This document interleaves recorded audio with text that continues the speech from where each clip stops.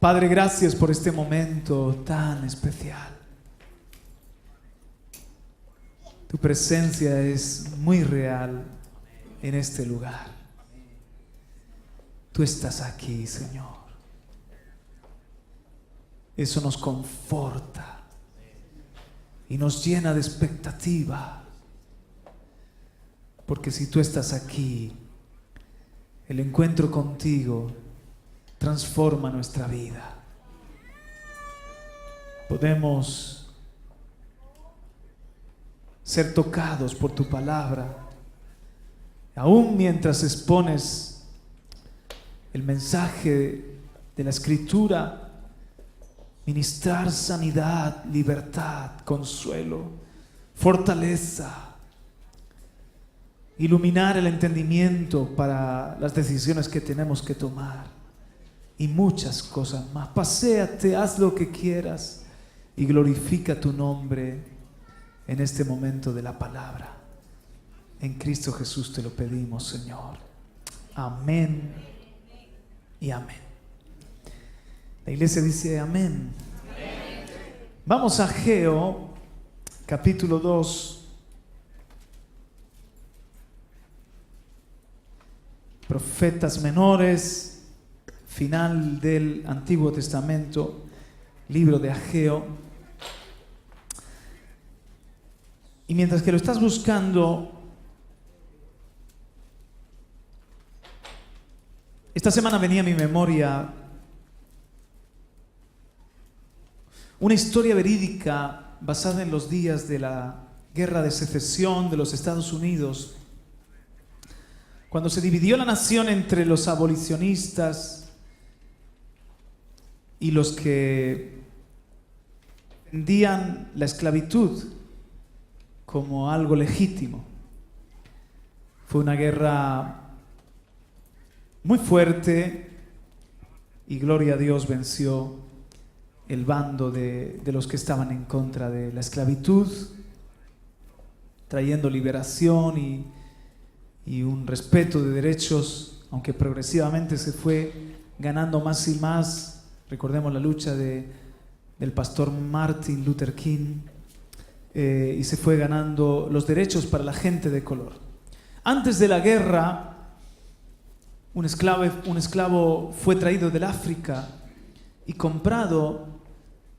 Ya saben que los capturaban, los llevaban en barco, y aquellos que sobrevivían a los meses en deplorables condiciones en las bodegas de los barcos, pues aquellos que llegaban vivos a los puertos americanos eran vendidos como esclavos por aquellos hombres blancos que tenían propiedades, tierras que labrar, casas que cuidar, y eran poco más que animales, burros o mulos de carga. Así muchos los consideraban. Otros tenían principios, tenían corazón y respetaban a la gente de color. Uno de estos hombres sin moral, despiadado, compró a un esclavo, y viendo que no podía doblegar su ánimo y que incluso podía ponerle en evidencia frente a los otros esclavos, lo maltrató severamente. Le dio correctivos que llamaba él, en donde pues casi pierde la vida este esclavo. Quedó marcado por los latigazos y las palizas de los capataces y del mismo señor que le había comprado. Además de eso, como seguía teniendo un ánimo firme, pues sufría el ser apartado del resto de los esclavos, o quedarse sin comer. El caso es que la vida de este hombre peligraba, porque su amo, su dueño, estaba decidido a dejarlo morir o que se quedara en el sitio en una paliza antes que ver cómo quedaba de alguna manera en evidencia, cómo seguía con ese ánimo firme este hombre de color. Un día le fue a visitar otro señor que tenía negociaciones con él. Eran agricultores, ganaderos, muchos de ellos, y le fue a visitar para un tema de negocios y estaba sirviendo precisamente cerca de ellos aquel esclavo marcado que tenía aspecto de enfermo, y se quedó aterrado cuando este hombre que había visitado la finca vio las marcas que tenía y cómo su salud estaba maltrecha. Así que le preguntó al amo de este esclavo qué es lo que le pasa a este hombre, qué es lo que le ha pasado. No, este es un rebelde, a este le voy a enseñar yo quién manda y no me gusta cómo me trabaja y me está haciendo frente en determinados momentos, así que todos van a ver que a los que resisten mis órdenes la muerte les espera, o el sufrimiento les espera, o cambia o se doblega ante mí, o creo que le espera el morir un día de estos. Entonces el otro, que no estaba a favor de la esclavitud precisamente, intentó llevar a este amo cruel a la razón, a la cordura, y más se enfurecía y al sentirse confrontado con más rabia miraba al hombre de color.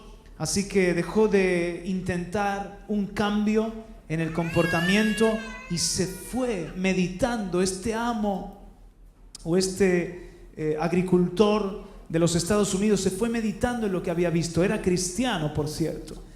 Así que esa noche estaba desvelado, no podía dejar de pensar en ese esclavo, casi seguro de que pronto moriría en una paliza, o enfermo, o de mala nutrición. Así que tomó la decisión de comprarlo al precio que pudiera comprarlo. Al día siguiente fue a visitar de nuevo a este señor despiadado y le dijo: mira, quiero comprarte al esclavo que te está dando problemas.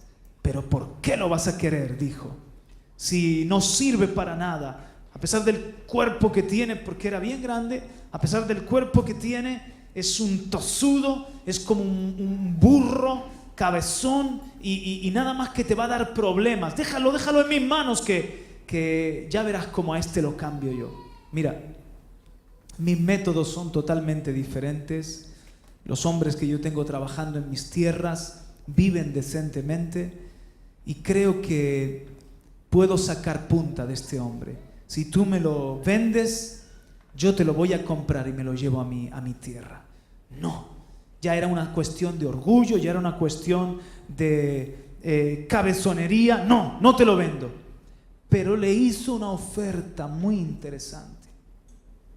Y el hombre seguía, ya un poquito más convencido, seguía en sus 13 que no iba a venderle a este esclavo. Así que le sube la oferta. Era un precio que él no había visto nunca, que se pagara por un esclavo. Así que aceptó, diciendo: bueno, mira, se acaba el problema para mí, te lo quedas tú, y con ese dinero puedo comprar yo 3 esclavos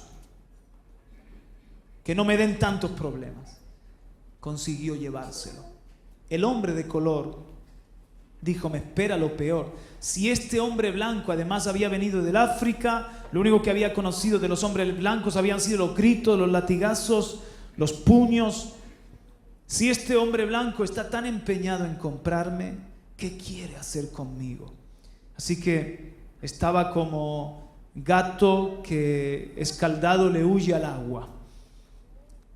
Cuando llegó a la casa, lo dejaron en una buena habitación limpia. Le dejaron una ropa limpia.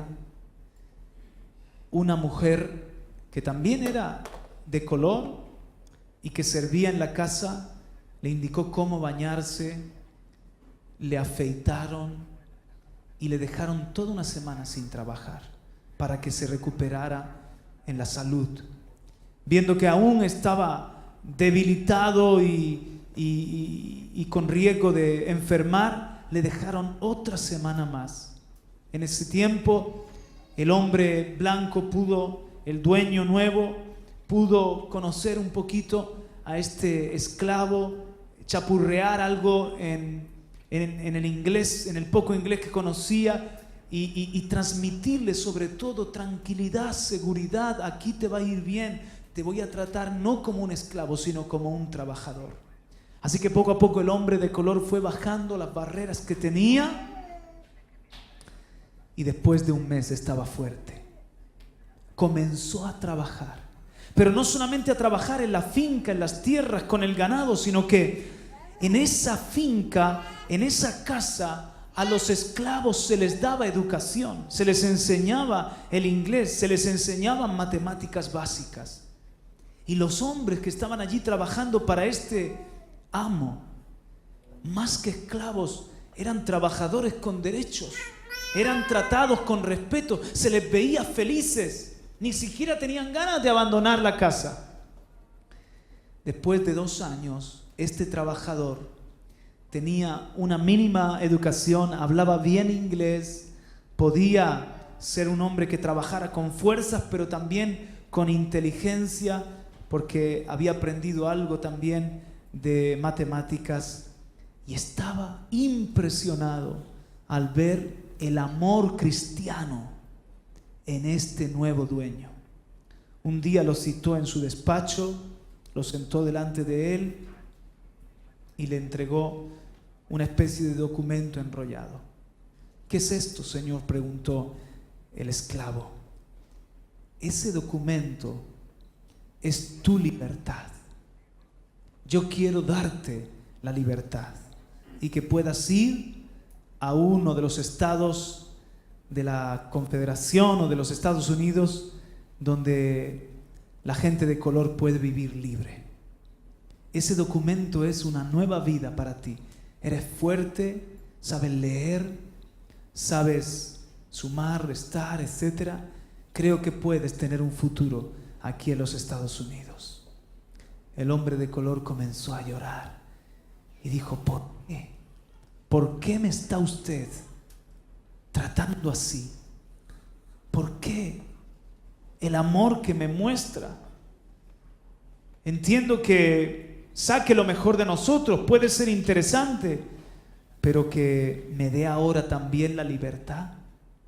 Y le habló de Jesús y le habló de que era porque él también había sido esclavo, en este caso del pecado, y había recibido la libertad.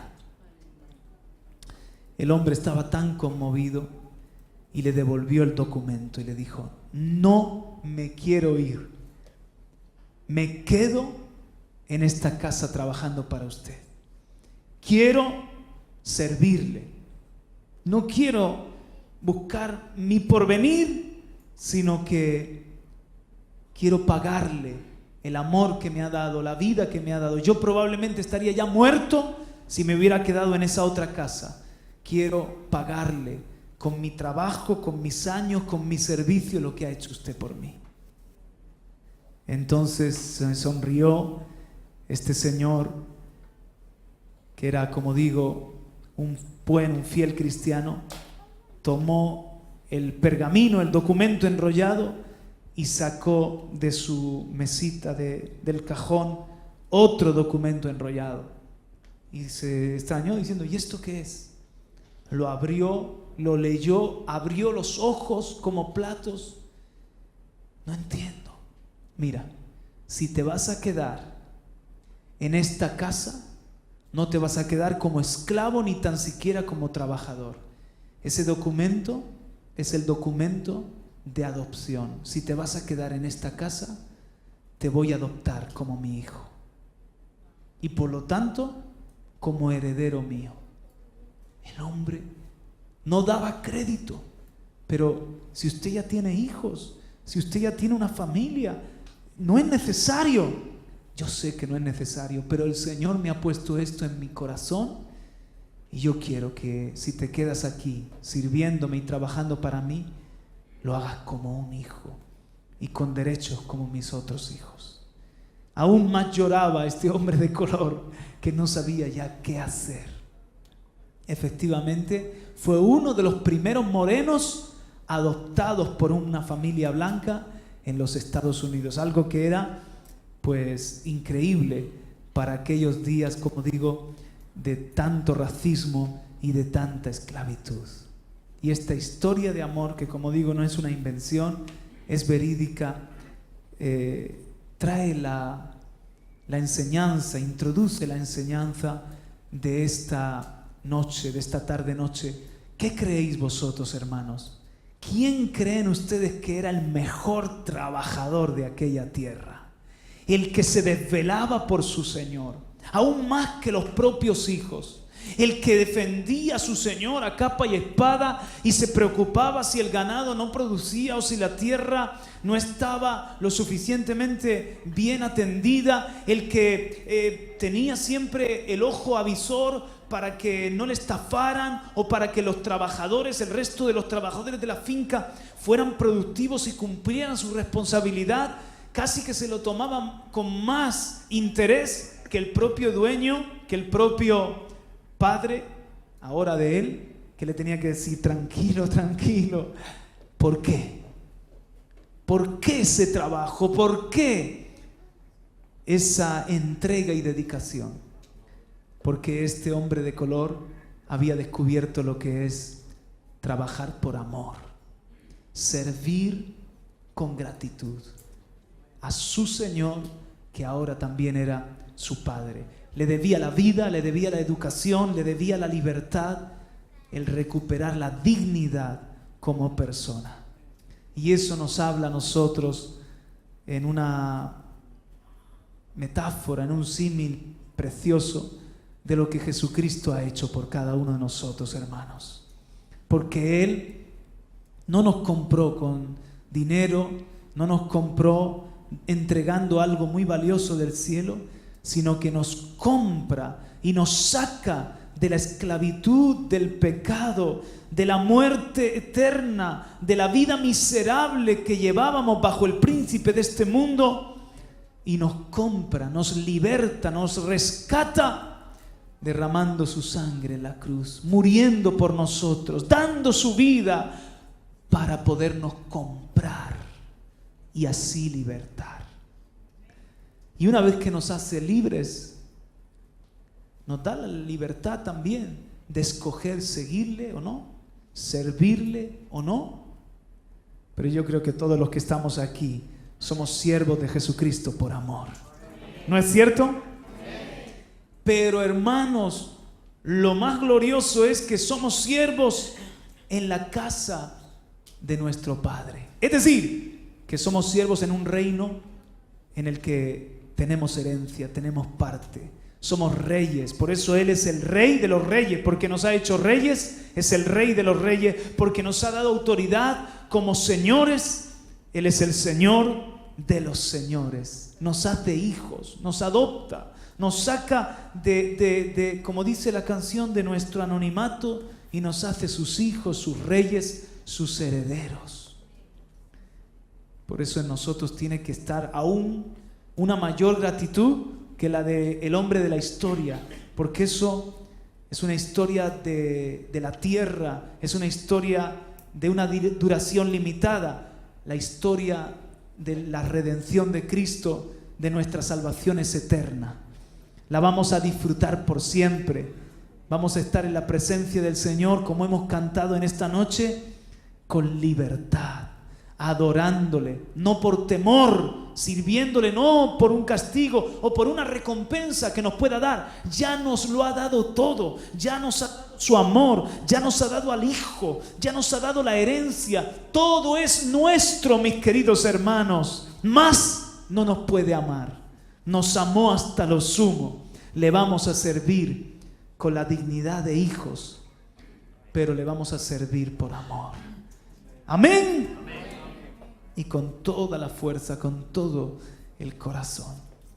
Así que con esta historia que habla de la motivación que tenemos para servirle, para trabajar, yo creo que nosotros ya no podemos estar planteándonos si le entrego algo a mi Señor o no, si toda mi vida la compró, si toda mi vida le pertenece. Sin Cristo estaría perdido, estaría muerto.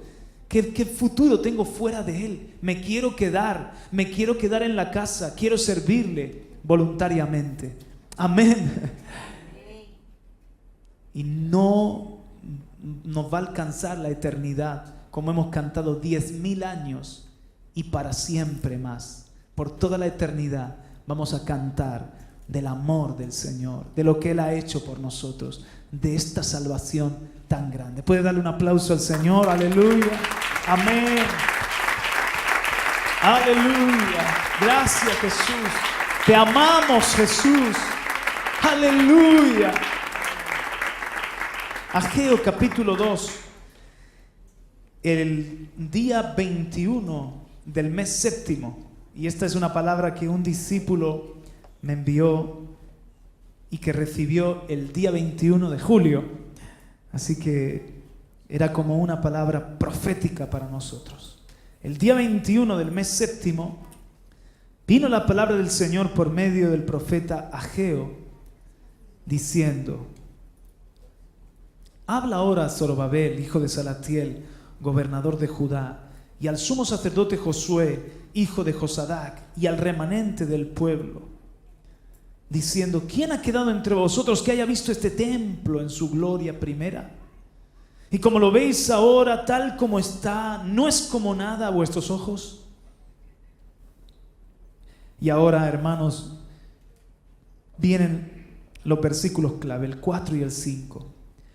Pero ahora, esfuérzate, Zorobabel. Dile al que está a tu lado: esfuérzate. Pero si se lo dice así, poco ánimo le da. Díselo con más. Esfuérzate. Esfuérzate, Zorobabel, declara el Señor. Esfuérzate tú también, Josué, hijo de Josadac, sumo sacerdote, y esforzaos todos vosotros, pueblo de la tierra, declara el Señor, y trabajad. Dile al que está a tu lado: vamos a trabajar. En esta casa, en esta empresa, no hay holgazanes, no hay parados. En España hay un tanto por ciento alto de parados, pero nosotros no podemos estar parados. Otra cosa es que estés apuntado en el SEF o en el INEM, como le llamen, en cada comunidad autónoma. Pero estamos full time, a tiempo completo, sirviéndole al Señor. ¿No es cierto? Trabajad, porque yo estoy con vosotros, declara el Señor de los ejércitos, conforme a la promesa que os hice. Cuando salisteis de Egipto, mi espíritu permanece en medio de vosotros, no temáis. Y yo quiero decir, hermanos, que esta palabra me vino como lluvia fresca, me vino como agua en la sed, en el desierto.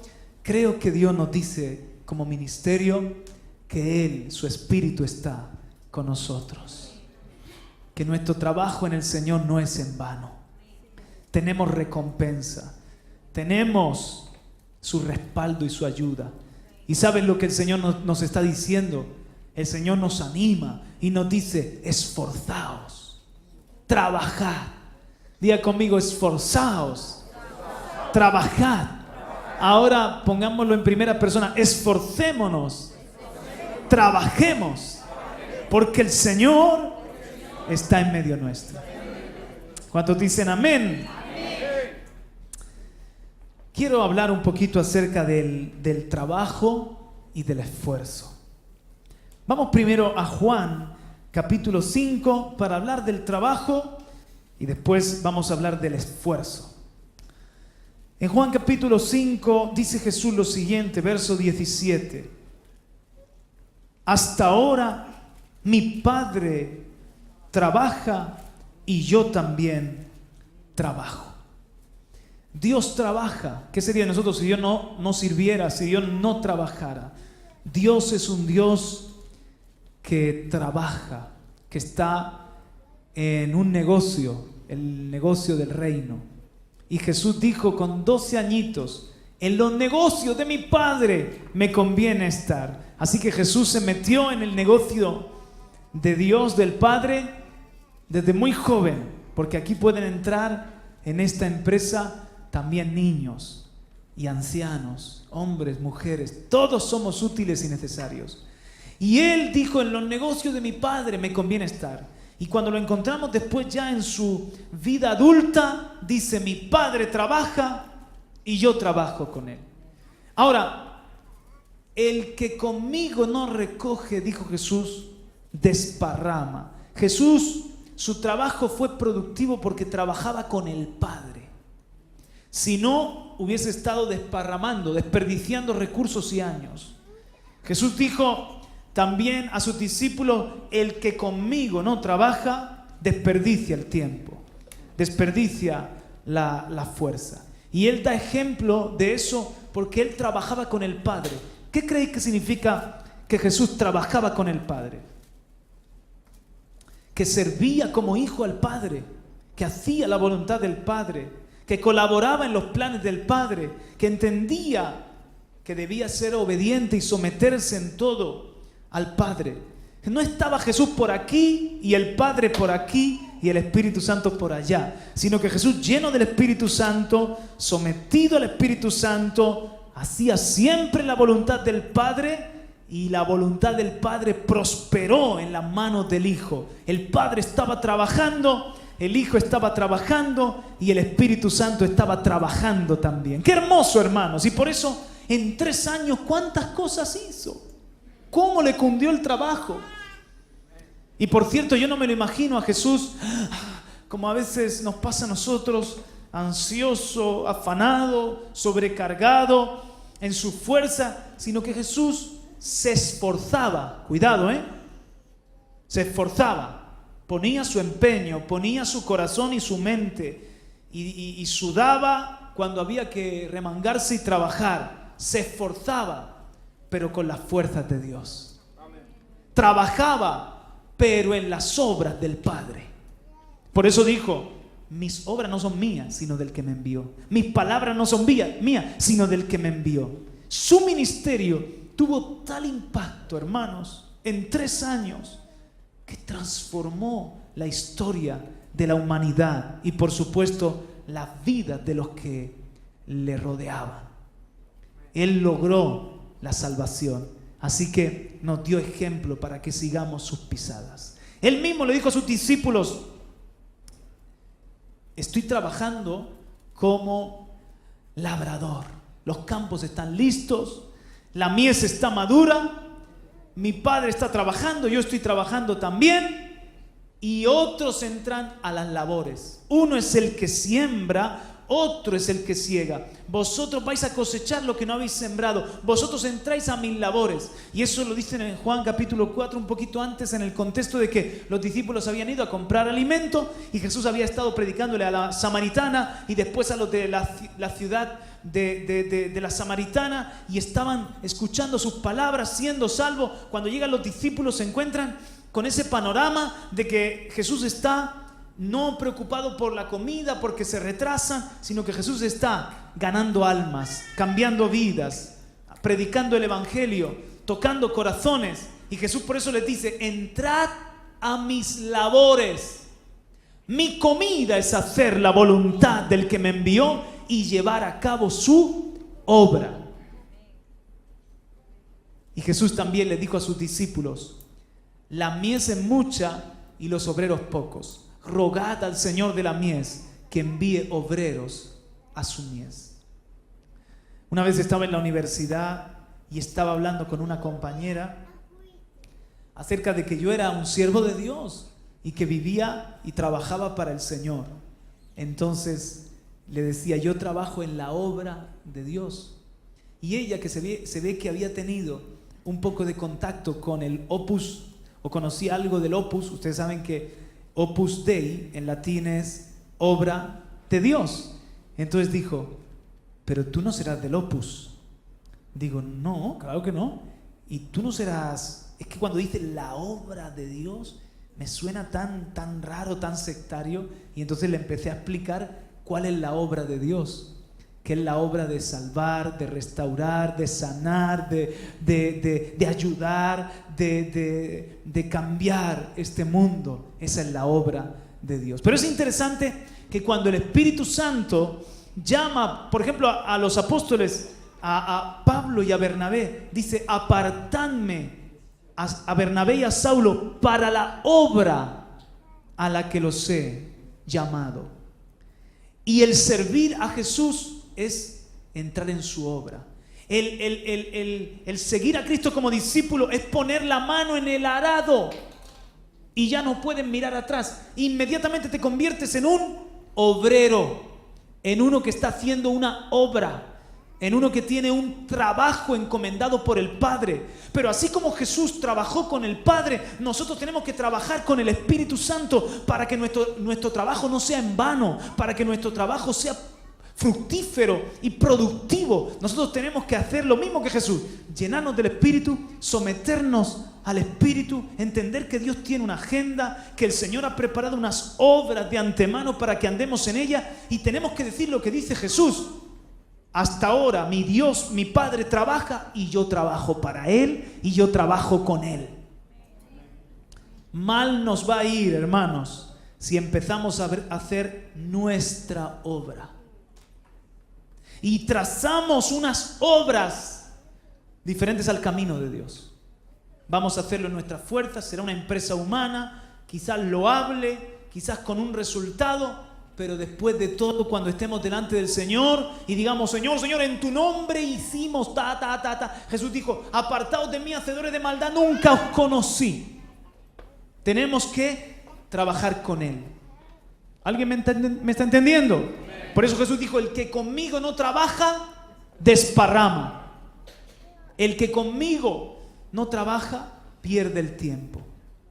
Y yo me acuerdo de ese salmo que dice: si el Señor no edifica la casa, en vano trabajan los que la edifican. Si el Señor no guarda la ciudad, en vano vela la guardia.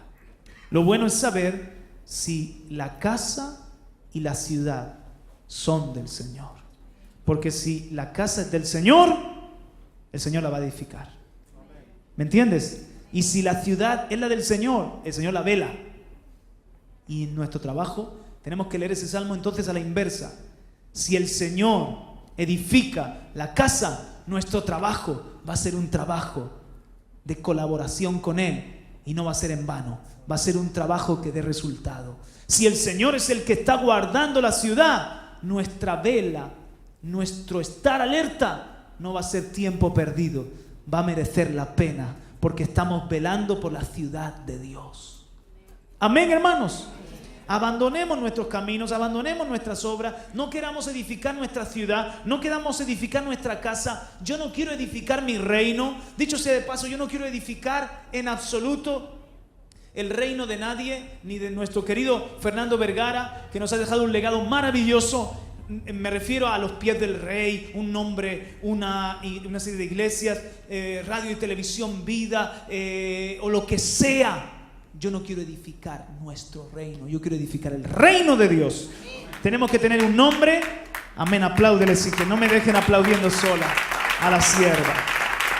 Tenemos que tener un nombre, ¿vale? Cada uno tenemos una parcela de trabajo donde el Señor nos ha puesto y una gracia para trabajar, estupendo. Pero si mi hermano está sirviendo al mismo rey, allí está edificando el mismo reino que mi reino. Amén.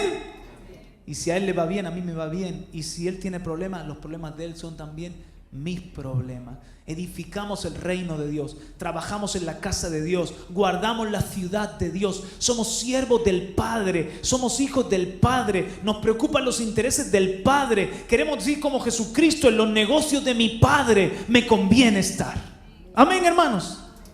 Que todo lo que hacemos en nuestra vida lo pongamos al servicio del Señor. No importa que seas tendera en un supermercado, no importa que seas fontanero o dentista o no sé, funcionario del gobierno. Pon tu tiempo, tu familia, tu trabajo, tus hobbies, todo lo que eres al servicio del Señor. Vive para Él, trabaja para Él. Ahora te voy a explicar cómo, pero sobre todo deséalo. Porque Él te ha rescatado, te ha perdonado, te ha comprado, te ha dado eternidad, te ha dado futuro, te ha dado una vida abundante. Y deberíamos, por amor, desvelarnos: Señor, ¿cómo puedo servirte? ¿Cómo puedo agradarte? ¿Cómo puedo hacer que tu reino crezca? ¿Cómo puedo hacer que tu nombre sea conocido? ¿Cómo puedo traer más gloria a tu gloria? Dime cómo, Señor, aquí está tu siervo. Amén. ¿Qué soy? Ojo en el cuerpo de Cristo, mano. ¿Qué soy en medio de tu ejército? ¿Qué función, qué lugar debo ocupar? Pues yo quiero servirte, no por el ojo del hombre, no por la recompensa, no porque digan de mí nada, sino por todo lo que tú has hecho por mí. Porque tú eres digno de mi trabajo, de mi esfuerzo, de mi servicio, para la gloria de tu nombre. ¡Aleluya! Amén, iglesia. Ahora vamos a ver cómo hemos entrado ya en su obra. Dile al que está a tu lado: te metiste en la obra de Dios. Marco, te metiste en la obra. ¿Tú sabías dónde te metías? Yo no sabía bien dónde me estaba metiendo. Nos metieron en la obra de Dios, Timoteo. Pero ¿cuántos aquí han puesto la mano en el arado? La mies es mucha, los obreros pocos. Somos los obreros de su viña. Vamos a 1 Corintios capítulo 15 y verso 58. ¿Cómo trabajar? ¿Cómo agradarle al Señor? ¿Cómo trabajar? Te voy a dar algunos versos muy conocidos. 1 Corintios 15, 58. Leo de la versión de la Biblia de las Américas. Por tanto, mis amados hermanos, estad firmes, constantes, abundando siempre en la obra del Señor, sabiendo que vuestro trabajo en el Señor no es en vano. Nada de lo que hagamos por Él, por insignificante que sea. Por tanto, ha llegado ya 1 Corintios 15, 58, son versículos dignos de subrayar. Por tanto, mis amados hermanos, estad firmes, constantes, perseverando, abundando siempre en la obra del Señor. Dice en el libro de Eclesiastés: por la mañana haz esto, haz lo que te viene a la mano a hacer, siembra. Y por la tarde no des reposo a tu mano, pastorea, haz lo que te venga a la mano a hacer, porque no sabes si esto o aquello prosperará o qué mal vendrá sobre la tierra. El Señor alaba la laboriosidad. Acordaos de la mujer virtuosa de Proverbios 31. Nadie holgazán ha sido nunca llamado por Dios. Ningún perezoso ha tenido cabida en los planes del Rey. Dios ha tenido primero que cambiar esa vida. Siempre que Jesús llamó a alguien, lo encontró trabajando, lo encontró haciendo algo, lo encontró sirviendo en la casa, al gobierno, en un ejército, a alguien. Lo encontró como alguien productivo, porque esa es la gente que el Señor está buscando. Amén, hermanos. No hay parásitos en el reino. No hay calientabancos en el reino. Como decimos en una forma simpática, el que no sirve, no sirve. ¿Verdad? Todos somos trabajadores. Y me llama la atención esto. Dice, abundando siempre en la obra del Señor, sabiendo que nuestro trabajo en el Señor no es en vano. Luego, ¿cómo tenemos que ser? Abundantes en el trabajo, no escasos. Abundando en la obra del Señor. Algunos dicen, no, yo hago algo, y se quedan, su conciencia se queda tranquila. Otros hacen mucho y pasan factura. Es que he hecho esto, he hecho lo de más allá. Es que esto, como que yo estoy haciendo mucho y el de al lado no está haciendo tanto. Porque uno de los problemas que hacemos es el de Marta, ¿no? Que estamos haciendo algo para el Señor y estamos pendientes de lo que hace el otro y no disfrutamos lo que nosotros estamos haciendo y andamos siempre comparándonos y con cosas así que son de niños. Nuestro enfoque siempre tiene que estar en el Señor, en el Señor, en el Señor, agradarle al Señor. Lo hago para el Señor, soy siervo del Señor, soy mayordomo de mi Señor. Y si otro no lo hace o no lo entiende, espero que el Señor trate con él o que Dios me use con mi ejemplo para inspirarle o con una palabrita para animarle, pero yo lo que hago lo voy a hacer para el Señor. Si Marta hubiese disfrutado lo que hacía, hubiese sido una parte buena, pero como estaba pendiente de María, se perdió hasta la bendición de trabajar para el Señor. Entonces, hermanos, quiero que entiendan esto. El trabajo para el Señor no puede ser escaso. No podemos ser escasos en la obra. No podemos estar haciéndolo con un espíritu de pobreza en nuestra mente. Tenemos que ser constantes y abundar siempre en la obra del Señor. Jesús aprovechaba sus días, aprovechaba su vida, aprovechaba sus momentos, los encuentros con la gente. Tú no ves a Jesús diciendo: ay, ya prediqué 3 horas allí. Ahora yo no estoy aquí para hablar con este Nicodemo, con esta samaritana o con este Mateo publicano. Ya he cumplido. No, porque Jesús estaba buscando cualquier oportunidad, las obras preparadas de antemano para honrar a su Padre, para bendecir a la gente. Andaba haciendo el bien, trabajaba para dar amor a otros, para dar salvación a otros, para dar lo del Padre a otros. Y fue una vida abundante. Cuando a veces pensamos que Dios nos da vida y vida en abundancia, parece que es solo para nosotros, pero es una vida que tiene que ser abundante para trabajar por el Señor y para otros. Así que diga conmigo: trabajo abundante. ¿Se atreve a pedirle al Señor: mándame trabajo? No hay cosa que más rabia me dé. Y yo he tenido compañeros en el trabajo y he tenido empresa también y trabajadores, que un trabajador parado. Me da mucha rabia. Es que ya hice lo que me pediste, o es que ya hice lo que me pidieron, es que no sé qué hacer. Pues si no sabes qué hacer, pide trabajo. Ven y di: ¿qué puedo hacer más? Ya he terminado lo que... Pero está en nosotros esa naturaleza, esa naturaleza de la ley del mínimo esfuerzo, de esquivar la responsabilidad. Señor, hermanos, necesita gente que diga: aquí estoy, heme aquí, mándame trabajo, Señor. Hasta donde tú veas que puedo. Quiero ser abundante en trabajar, abundantes en la obra. ¿Sí? Bueno, otra cosa que Dios nos pide. 2 de Corintios capítulo 6. Que estemos dispuestos a pagar un precio. Abnegación. Trabajo con abundancia, también con abnegación. Dice el apóstol Pablo, verso 4 del capítulo 6. No dando nosotros en nada motivo de tropiezo para que el ministerio no sea desacreditado, sino que en todo nos recomendamos a nosotros mismos como ministros de Dios en mucha perseverancia, en aflicciones, en privaciones, en angustias, en azotes, en cárceles, en tumultos, en trabajos, en desvelos, en ayunos, en pureza, en conocimiento, en paciencia, en bondad, en el Espíritu Santo, en amor sincero, en la palabra de verdad, en el poder de Dios, por armas de justicia para la derecha y para la izquierda, en honra y en deshonra, en mala fama y en buena fama, como impostores pero veraces, como desconocidos pero bien conocidos. Y no quiero seguir leyendo, pero podéis ver las dos cosas, lo aparentemente positivo y lo aparentemente negativo. Por una parte, la pureza, el conocimiento, la paciencia, el Espíritu Santo, el poder, las armas, la palabra. ¡Qué bueno!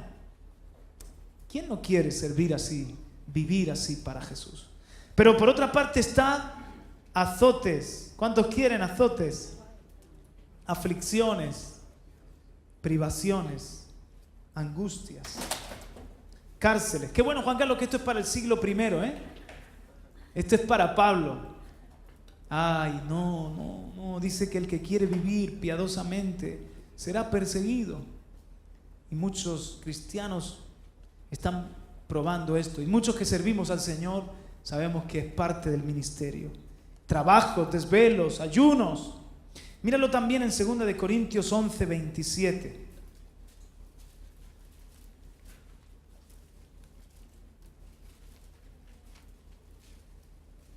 Son las credenciales de Pablo.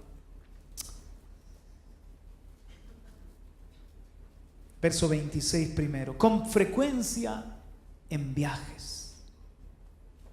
Con frecuencia en viajes, así estamos últimamente nosotros. En peligros de ríos, peligros de salteadores, peligros de mis compatriotas, peligros de los gentiles, peligros en la ciudad, peligros en el desierto, peligros en el mar, peligros entre falsos hermanos. O sea, si tú quieres una vida cómoda y sin riesgos, sin peligros, olvídate de trabajar para el Señor. Trabajar para el Señor es asumir riesgos, es peligros, porque entras a una guerra real, espiritual. Y dice más, verso 27, en trabajos y fatigas, en muchas noches de desvelo, en hambre y sed, a menudo sin comida, en frío y desnudez. Además de tales cosas externas, está sobre mí la presión cotidiana de la preocupación por todas las iglesias. ¿Verdad que cuando tú amas al Señor, te preocupa lo de tu Señor? Y dices, ¿pero qué te digo aquí preocupado por este hermano que ya no lo veo? ¿O preocupado porque le hace falta al local una mano de pintura? ¿O preocupado por si llegarán los de radio y televisión Vida o no a fin de mes? ¿Qué te digo yo preocupado de eso? Es que amas al Señor. Y si amas al Señor, eres obrero, eres trabajador. Qué bonito es esto, hermano. No es que alguien te pone la carga, no es que alguien te pone la responsabilidad, es que tú la tomas. Es que tú dices, Señor, tu casa es mi casa. Tu obra es mi obra. Tu empresa la hago mía. Esto es lo que el hijo de la parábola, el hijo mayor de la parábola del hijo pródigo, no captó. Porque le dice, hijo, todo lo mío es tuyo. Cuando tú quisieras podías comerte un cordero y hacer una fiesta. Todo lo mío es tuyo. Él había estado trabajando en lo que le mandaban, quizás como un buen capataz, quizás como un buen encargado, pero no sentía suyo, sino de mi Padre. Entonces servía por interés, porque algún día heredaría. ¿Os dais cuenta la mentalidad errónea? ¿Qué tal si hubiese sentido como suyo? Hubiese trabajado con más gozo. Y si su padre se alegra, él se hubiese alegrado con que regresa el hijo de la parábola. Y se hubiese sentido también con libertad de hacer fiesta o de disfrutar de las cosas de la casa. O sea, algo maravilloso que dice la palabra es: no pongas bozal al buey cuando trilla. El buey que trabajaba no le ponían bozal. El buey cuando trabajaba podía comer, estaba trillando y podía comer del campo. Trabajaba, pero disfrutaba del campo. Aunque eso lo aplica el apóstol Pablo, dice, eso fue escrito no por los bueyes, sino que fue escrito por los obreros, por los que le servimos al Señor. Pero hermanos, llevándolo más allá del sustento económico, cuando tú trabajas en la obra del Señor, te gozas, disfrutas de las cosas de la casa. ¿Sí o no? Se salva un alma, se sana una persona, ves una familia cambiada, ves que hay una victoria en el reino de Dios, ves que tú mismo estás siendo prosperado, bendecido, eres útil. Así que trabajas y disfrutas. Y donde, como dice un pastor amigo mío, donde comienza el placer, termina el trabajo. Si disfrutas de trabajar para el Señor, no es un pesado trabajo, una pesada carga, sino que es eso, un placer. Y tenemos que llegar ahí. ¿Sí o no? Amén, amén, hermanos. Otro texto muy bonito, 1 Tesalonicenses 2. ¿Está recibiendo la palabra? 1 Tesalonicenses 2, versículo 9.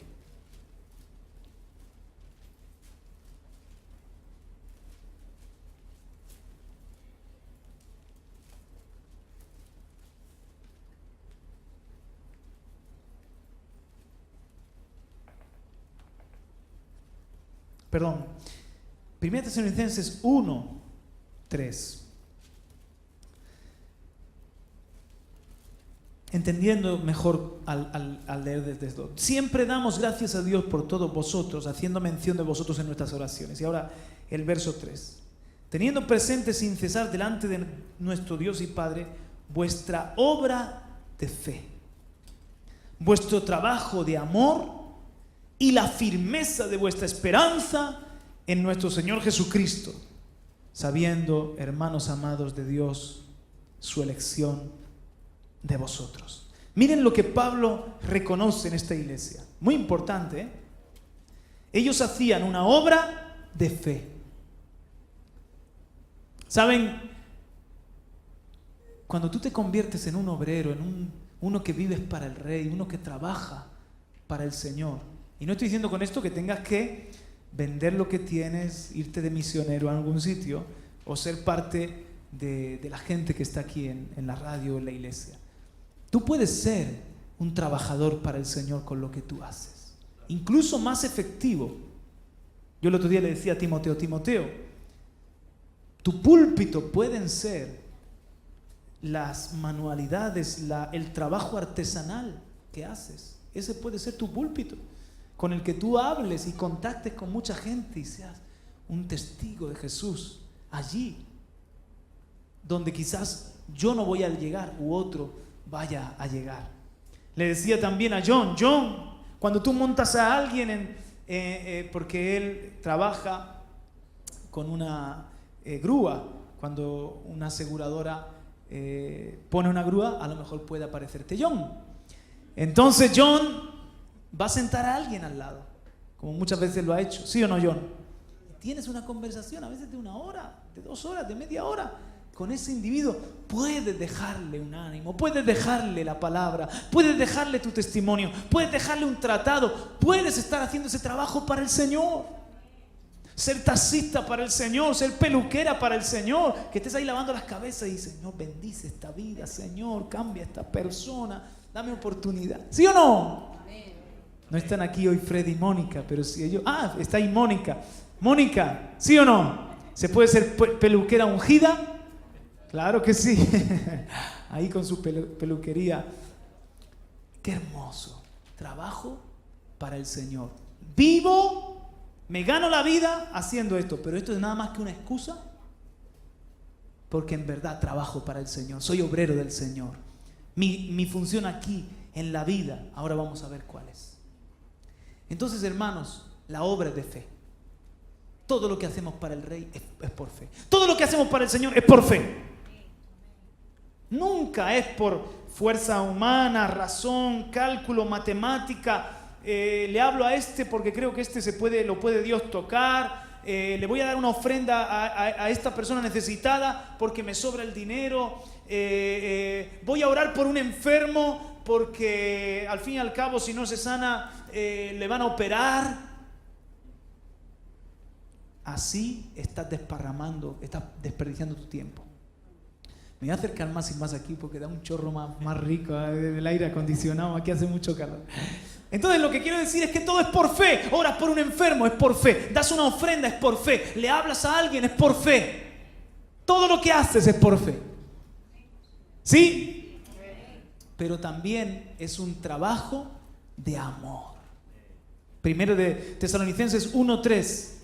Teniendo presente vuestra obra de fe y vuestro trabajo de amor. Cualquier trabajo tiene que ser con la fuerza del amor. Oye, ¿cómo cambia, hermano?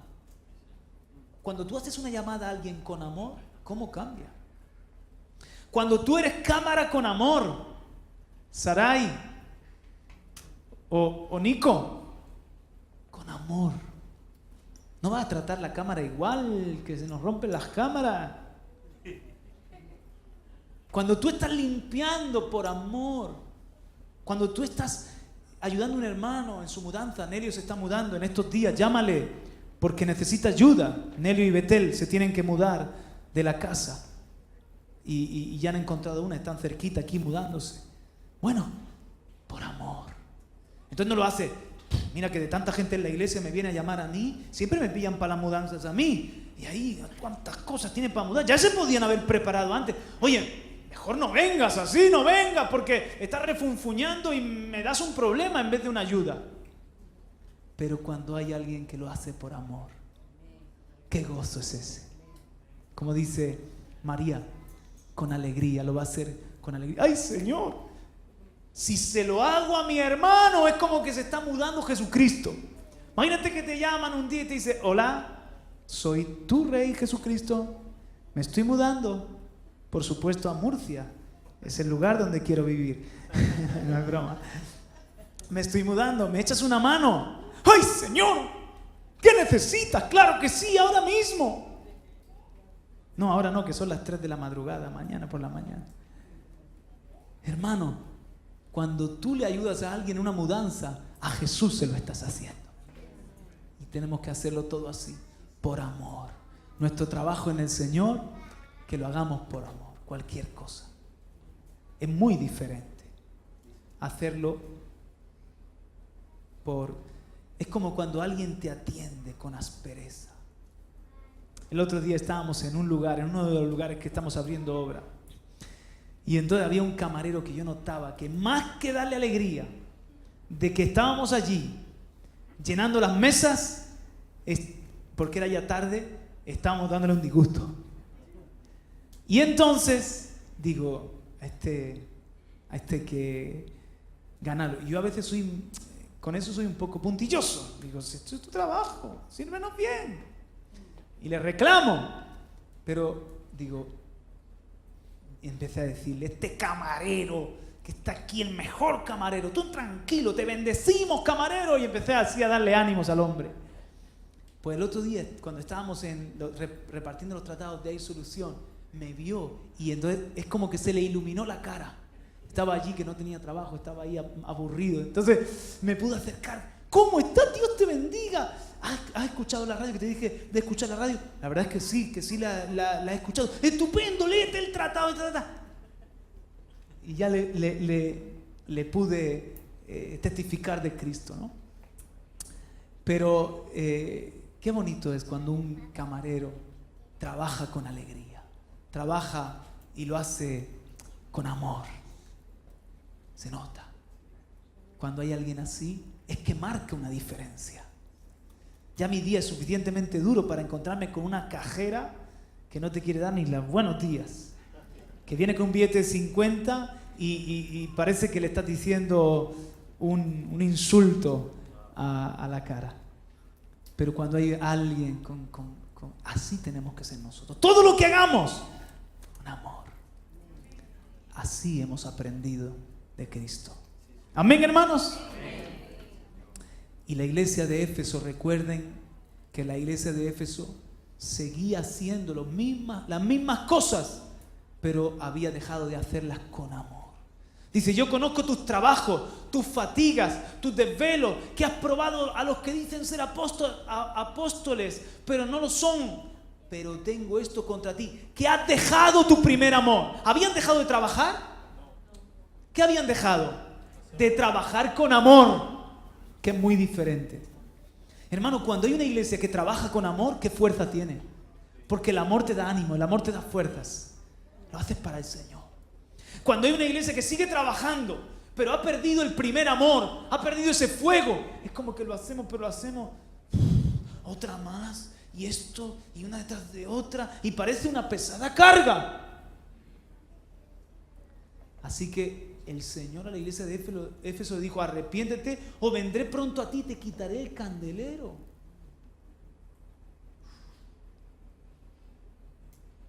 En el matrimonio tenemos que servirnos por amor. ¿Te suena de algo ese matrimonio que ya ha perdido el amor? Que ya se sirven por costumbre. Ahí está el café. Haz la cama tú. Sí, te lava la ropa. A ver si aprende a planchar. Y cosas así. Y yo creo, hermanos, que el evangelio tenemos que empezar viviéndolo en la casa. Oye, sí, que yo tengo que servir a mi esposa por amor. Te hago el café, cariño. Claro que sí. ¿Qué puedo? Te sirvo por amor a ti, a mis hijos, a la mujer, al marido, a los hijos. Qué hermoso es cuando perdemos el amor. Cuando hacemos las cosas ya sin amor. Es como algo áspero. Es como algo que me tendría que bendecir, me tendría que ayudar, pero me deja preocupado. Igual pasa con el Señor. Si nosotros empezamos a hacer cosas para Él que sabemos que son buenas, como venir a la iglesia, como hablarle a alguien, como ofrendar, pero muchas cosas más, hermanos, pero ya no las hacemos. Orar, leer la Biblia, ya no las hacemos con amor. ¿Ustedes creen que el Señor lo recibe con agrado? El Señor se empieza a preocupar y dice: ay, ¿qué has perdido? Has perdido tu primer amor, arrepiéntete, que se te apaga el candelero. Dile que está a tu lado: ten cuidado que no se te apague el candelero. Dale un meneo ahí.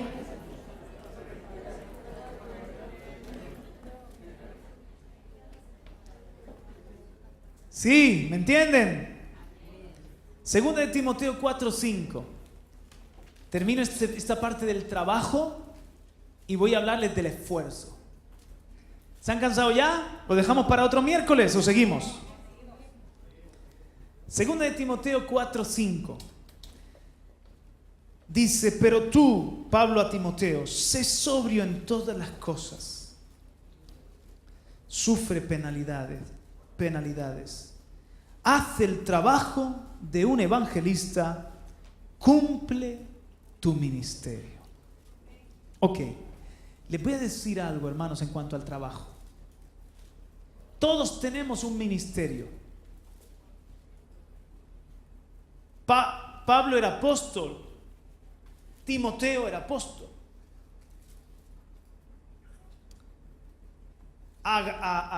¿Cómo era el profeta este? ¿Agabo? Agabo era profeta. Felipe evangelista. Diáconos. Cada uno podemos tener un ministerio. Muchos ministerios que hay, muy variados. Diferentes gracias, diferentes dones, diferentes funciones. Pero todos tenemos el mismo trabajo. ¿Se han dado cuenta el matiz? Haz el trabajo de un evangelista. Yo ya me voy. Pero no se te olvide el trabajo que te queda. Cumple tu ministerio. ¿Cuál era el ministerio de Timoteo? Apóstol. ¿Cuál era el ministerio de Timoteo? Hermanos, ¿están aquí? Se quedan mirándome así. A ver si les he perdido. ¿Cuál era el ministerio de Timoteo? Apóstol. ¿Sí o no? Era el apóstol que quedaba en sucesión, el discípulo de Pablo. Pero no podía quedarse solamente haciendo el trabajo de apóstol. El apóstol Pablo le especifica y le dice: haz el trabajo de un evangelista y además cumple tu ministerio. En el cuerpo eres apóstol, tienes un llamado de apóstol. Sé apóstol, pero no dejes tu trabajo de evangelista. Y con eso lo que les quiero decir, hermanos, para terminar este punto del trabajo, es que puedes ser maestro, puedes ser abogado, puedes ser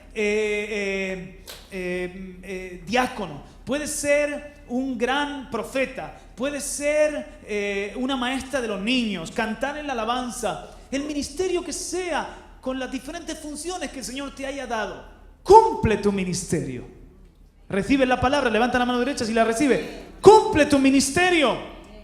Termina esa obra. Como dice Pablo, he cumplido el ministerio, he terminado la obra que el Señor me encomendó. Hay una obra que Dios te encomendó a ti. Deja de fijarte en la que hace el otro, porque hay un ministerio para ti. María, hay una obra para ti. Ronald, hay una obra para ti. Gloria a Dios por el que hace esto y aquello y lo demás. Amén. Pero ¿cuál es mi parte en el asunto? Ahora, cumple tu ministerio, pero haz el trabajo de un evangelista. Ese trabajo es para todos. Este consejo de Pablo es para todos. Pablo, cumple tu ministerio, mira a ver cuál es tu propósito. Pero el trabajo que todos tenemos es el de evangelistas. Ese trabajo es el de la Iglesia Universal. El trabajo de ganar almas, el trabajo de evangelizar, el trabajo de ir por todo el mundo y predicar el Evangelio. La gran comisión, no podemos dejar de hacer ese trabajo. A veces hay gente que a mí me viene y me dice, no sé cuál es mi ministerio. Bueno, pues mientras que lo descubres, trabaja. ¿Pero en qué trabajo? Sé evangelista. Porque podemos pensar, Señor, ¿y cómo me usarás a mí? Y tener una mentalidad muy limitada y tener incluso un poco de confusión. ¿Seré aquí? ¿Será allá? ¿Seré bueno para esto, para lo otro? No lo sé. ¿Por dónde tiro? Pues hermano, empieza trabajando para el Señor, amando a los demás. Sé de bendición, sé luz. Haz el trabajo de un evangelista. Si te tiras toda la vida intentando descubrir cuál es tu ministerio, pero has ganado alma, has predicado a Cristo, no te has avergonzado del Señor, has hecho discípulos, déjame decirte que has vivido bien, que has trabajado bien y que tendrás recompensa en el cielo. ¡Aleluya! Amén. ¿Sí? Así que di conmigo, voy a cumplir mi ministerio y voy a hacer mi trabajo. Soy un evangelista. Hay un ministerio de evangelista que es con un llamado muy específico, con una gracia muy específica, a gran escala quizás o con una gracia particular.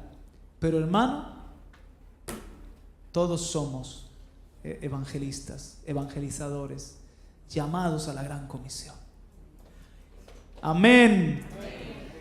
Bueno, pues voy a terminar en la otra parte, porque en Ageo hemos leído, trabajad porque yo estoy en medio vuestro. Pero también decía, esfuérzate Zorobabel, esfuérzate Josué, esforzaos todos vosotros, pueblo de la tierra, y trabajar. Voy a daros unos versículos prestados, pero son míos. Yo los presto para que los estudiéis y los meditéis, pero luego me los devuelve, ¿vale? Primera de Timoteo, capítulo 4, versículo 10. Empezando en el 9.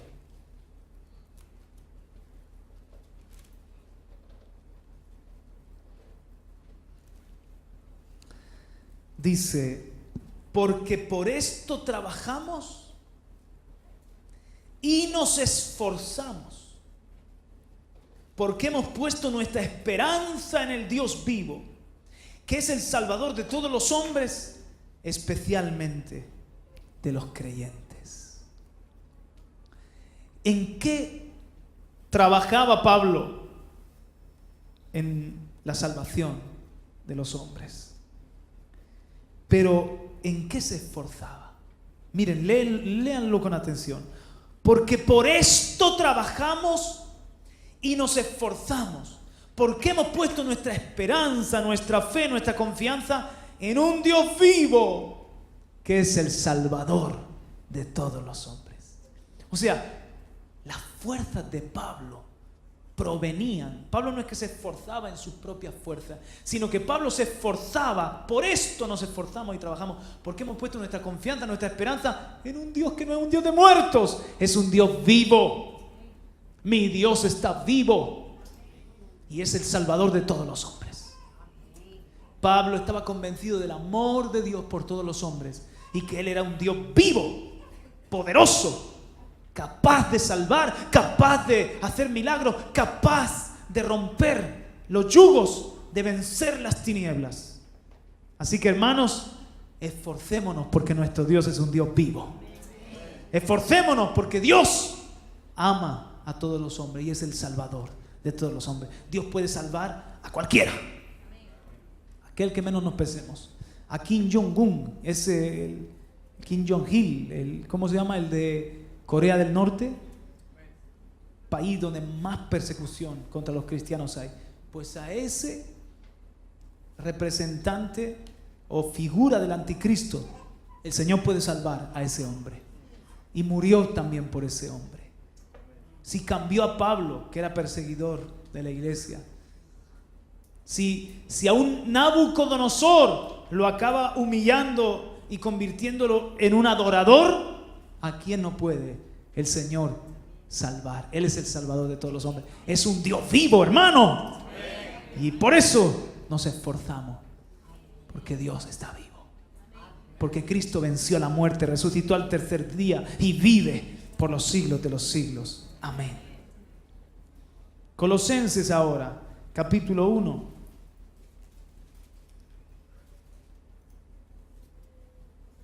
Verso 28. A Él, dice Pablo, nosotros proclamamos, amonestando a todos los hombres y enseñando a todos los hombres con toda sabiduría, a fin de poder presentar a todo hombre perfecto en Cristo. Y con este fin también trabajo, esforzándome según su poder, que obra poderosamente en mí. ¡Aleluya! Por eso Pablo se esforzaba, porque el poder de Dios obraba poderosamente en él. O sea, me esfuerzo en el Señor y en el poder de su fuerza. Todo lo puedo en Cristo que me fortalece. Por eso me esfuerzo. Y un último texto. Este está en segunda bueno, primero vamos a leer en Primera de Corintios 15:10 para que entendamos mejor. Primera de Corintios 15:10.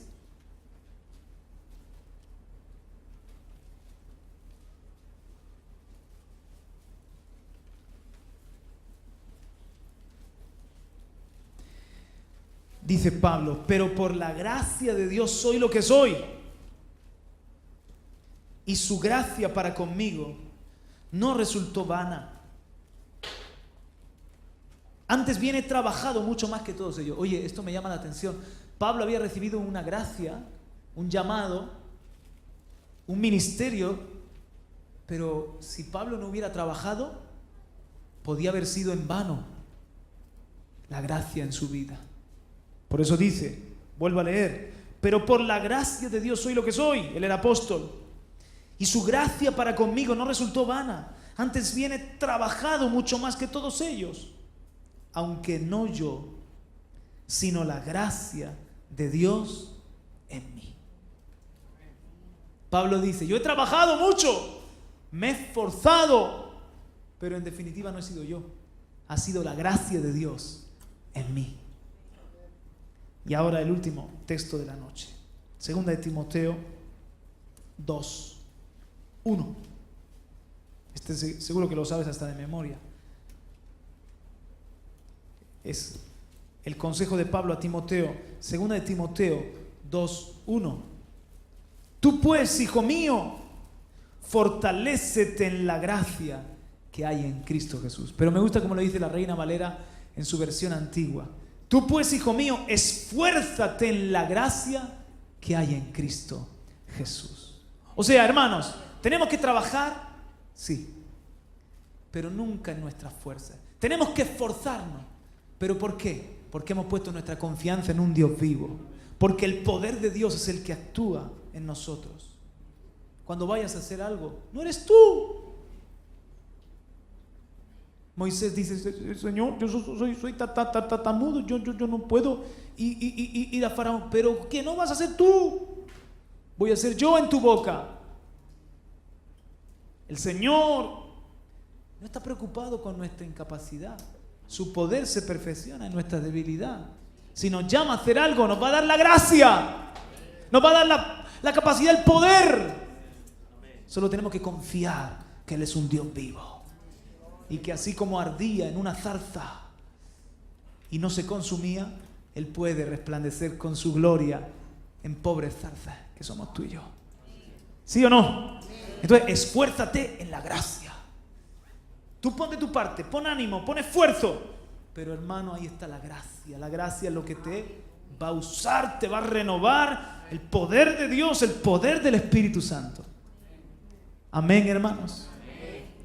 Y siempre trabajemos recordando que Jesús nos compró con su sangre, que Jesús nos ha hecho sus siervos, sus esclavos y más que eso, sus hijos.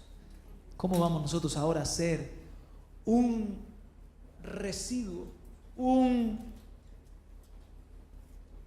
una Una parte del ejército en la reserva. Un montón de holgazanes. ¿Ustedes saben cómo los países pueden cambiar? Las economías. Si la gente conociera la gracia de Dios y el poder de Dios y se esforzaran y trabajaran, el país cambia, hermano. Dejan de haber chupósteros, dejan de haber, no sé, esa gente, chorizo, sí, que más de uno hay en España. Dejan de haber esas personas que no aportan. Tú no puedes ser alguien que no aporta, tú tienes que ser alguien que aporta. Porque el Señor te ha metido en su negocio, en su reino, en su trabajo, en su obra, en su empresa. Mi padre trabaja, yo también trabajo. Voy a estar trabajando mi padre y yo en otra cosa. Entonces muchas veces estamos, ay, la gracia y el poder, ay, el evangelio y la vida abundante, ay, todo lo que tengo en el Señor. Pues todo lo que tienes en el Señor es para que des fruto para Él. Amén. Ponte en pie, dale un aplauso al Señor y vamos a terminar orando. Amén. Fuera la pereza, fuera la vagancia, fuera la queja, fuera la debilidad. En el nombre de Jesús. Gracias por tu palabra, Señor, por estos minutos de enseñanza, por recordarnos tu gran amor y cómo tú te esforzaste y trabajaste duro para conseguir ser el Salvador de todos los hombres.